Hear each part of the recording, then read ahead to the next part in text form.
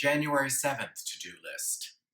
Get a chocolate pistachio escargot from that bakery in the 10th arrondissement. Paris Opera House tour. Musée d'Orsay, lunch at Chez Genou, pay respects at Oscar Wilde's grave, erotic massage in Montmartre, sunset views at Sacré-Cœur, dinner at Vivant, sleep. March 15th to-do list. Take Lexapro. Meditate and or breathe. Journal. Oatmeal. Take vitamins. Brush teeth. Phone-free hour. Eat something. Try and sleep. For the first few weeks of quarantine, I still take PrEP and use the moisturizer with sunscreen. I don't know. I stop. Every day, though, I take the cap off the cologne I bought in Paris and smell it. Just smell it. I save spraying it for really special panic attacks. I start squeezing every drop out of every other product, my soap-dried knuckles splitting open like the tops of the sourdough loaves piled onto Instagram in the great skittish baking show. Any Band-Aids naively applied are soon coaxed loose by the next imminent 20-second wash. I imagine my grandkids teasing me for counting out loud when I wash my hands. And then I imagine my grandkids sneering, "Oh, really, Grandpa? Your first pandemic was when you were 36? Poor baby." That seems more likely. Eczema encircles my ankles in house arrest cuffs. Record-high pollen apes COVID symptoms, clogging the nose and bruising the throat. Tiger King darkens 3 days. What if those people don't live in my country and I live in theirs? I Hansel and Gretel York peppermint patties throughout 1 week and a half until they're gone. I gather the courage to order Chinese food, and when I open my fortune cookie, it is empty. The news is terrible, but I can avoid it. The sirens are constant, and I can't. Your mind betrays you. Your mind, your friend. I read a quote and write it on a Post-it. You can be your own worst enemy or own best friend. Shallow breaths are a new, frightening riptide. Every woman on every meditation app sounds like Madonna winning a Golden Globe for Evita. Place your hands. Except for Tara Brock, who I'm not convinced isn't Holly Hunter. Not to be patriarchal, but the Calm app has an optional male narrator, Mr. John Armstrong, and his voice is fingers on your forehead. His voice is legal weed. His voice is Mitch McConnell dead. And I find his email address online and draft an email thanking him. Packages on their way feel like gusts of loving energy.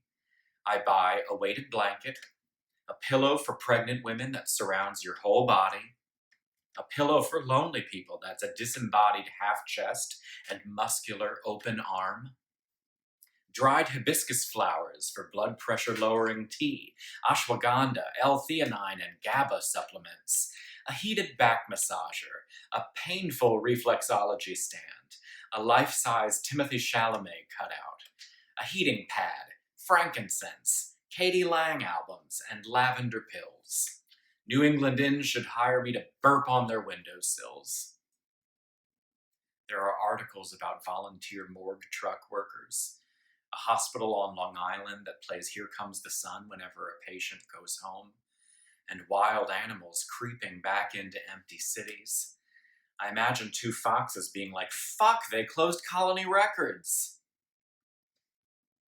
Speaking of, Animal Crossing is a great way to simulate the life you used to lead.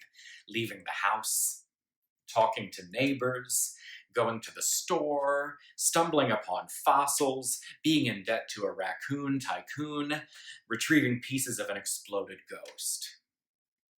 The Legend of Zelda Breath of the Wild lets me get real close to waterfalls, swim up them even, but there's a lot of cooking, and I bristle at having to learn to cook in a game and in real life. IRL, I do find comfort, though, in the causal chain of a recipe. If you add this to this and make it this hot for this long, you'll get this. Heaven. comforting. I spend an entire afternoon making tandoori chicken, rubbing wet spices into incisions in a chicken breast, and simultaneously into incisions in my fingers from the eczema.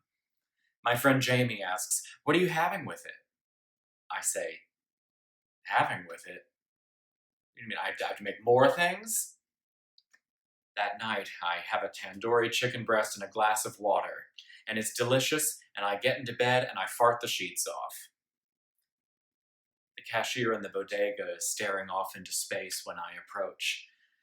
"Sorry," she says, "I'm just thinking about how fat we're all getting." I force myself to do cardio videos from YouTube made by this attractive straight British married couple, but I soon tire of the husband talking over the wife. I do the videos where she leads, but those are much harder. I think about all the ways one can hurt themselves in their apartments right now.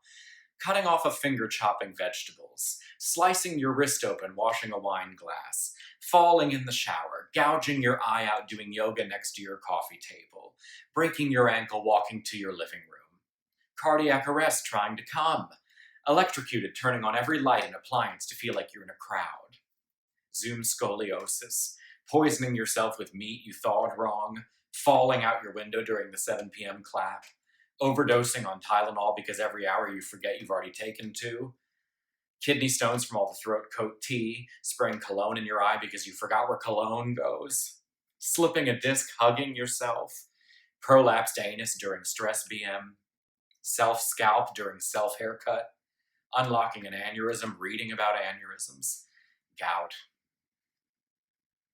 If coming is a car, Lexapro hides the keys.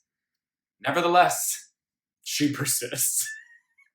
If only for medical, holistic reasons do I jerk off, for the dopamine. I dope daily, trying to frack out the simplest syrup, and it's a couple weeks before it happens. Coming the moment I'm able to is a new concept to me. It's very Western expansion, very where the oxen die is where you live. I become further inured. I watch a man dressed like a Dyson product get treated like a tandoori chicken, as if it's just an unboxing video. No offense intended to that flexible young man. Heaven forbid quarantine should cost him his gape. But my eyes go elsewhere now in porn. It's nice to see 2 men in a bank, at a job interview, a car wash. A small business owner I support on OnlyFans captions one video, "Jerking off because I love you and you deserve love and happiness." And I really need to hear that. I buy a year-long subscription to Sean Cody, wondering if there'll be a vaccine by the time it expires. "Hi," a woman on the street says to me. I have near total face blindness when people have masks on, but I don't even recognize her hair shape. "I see you during the clap," she says. "It's nice to see you outside." Turns out she's the woman in the building across the alley from me. We wave at each other every night during the 7 p.m. clap. "See you tonight," she says. I walk my neighborhood like a senior citizen walks the mall. I'll go home when a body part starts hurting. Some kids on a roof throw down water balloons and one explodes right in front of me. It's not a sneeze from an unmasked mouth, but it might as well be. A few of us on the street look up and then at each other and consider griping together about those fucking kids. But this is April, and so we scatter in silence, griping an unsafe relic. My neighbor across the hall is a concert pianist, and for most of April, homebound, he plays morning, noon, and night. But in May, he stops. In June, it's still quiet. I email the only neighbor I know, the one who successfully Norma Ray'd all of us when our rents were raised for laundry room upgrades, as if broken to working is an upgrade. And I ask her if he's okay. "He is," she tells me. "He went home to Ohio for a bit." Thank God. To be honest, I'm looking at that phone from morning until night. Well, let's be honest, mid-afternoon until dawn. I'm a night owl in good times, so run the numbers. The city that never sleeps was perfect for the man that never sleeps, until it wasn't. One of insomnia's many perks was pressing your ear to the seashell of the city and hearing its waves crash. But now, The waves have stopped, and I'm holding an empty shell, night after night. I try every homeopathic sleep aid. I eat a meadow. My doctor recommends sleep training. Treat yourself like a baby, he says. Done, I say. I get into bed at the same time and get out of bed at the same time, no matter how much sleep I've gotten. It works. At least nightmares mean you're asleep. Most nights I dream I'm out in public and don't have a mask on and panic. I dream Lady Gaga invites me on stage at a concert, bends me over and rims me to promote her new single. She corners me at the after party to explain, but I'm turned off by her capitalistic streak. I dream Bette Midler and I go skinny dipping with Dick Cheney, and I make a joke about how he shot that man, and his smile drops, and he, nude, gets out of the lake, and Bette Midler, nude, says, "I think you might be in big trouble," and when I arrive home, I'm arrested. I dream I'm kidnapped, and when my abductor catches me escaping, he says, "I'll give you an hour's head start." I dream my grandmother is brushing my hair. I dream I'm at my wedding, and I'm looking for my husband. Where is he? Where is he? I know what you're thinking, a little on the nose. But then, he's there. He's right outside. I find him, and he scoops me up and holds me tight. I dream I'm throwing a party for my niece's first birthday. I'm in Baltimore with my family, and I'm holding her and carrying her around to introduce people to her, and two of my friends are dancing shirtless.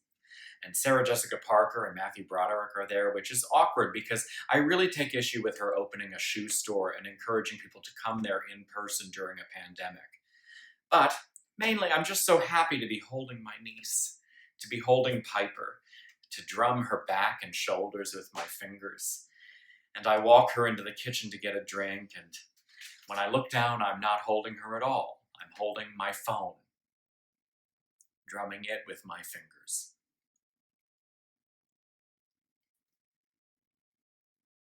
4 months later, I think of that dream when I vote.